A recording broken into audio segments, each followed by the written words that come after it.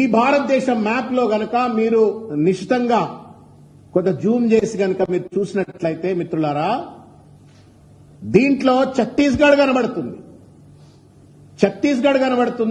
కొత్తగా ఏర్పడ్డ ఛత్తీస్గఢ్ రాష్ట్రం కనబడుతుంది, జార్ఖండ్ రాష్ట్రం కనబడుతుంది.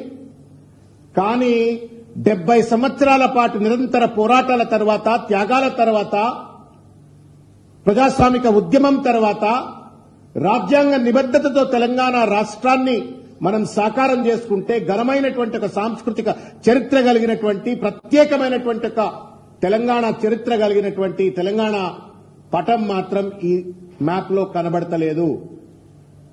ఇచ్చేట ఆయనకు బుద్ధి లేదు, తీసుకునేట ఆయనకు కూడా బుద్ధి లేనట్టుగా స్పష్టంగా కనబడతా ఉంది. Is this not an insult to Telangana?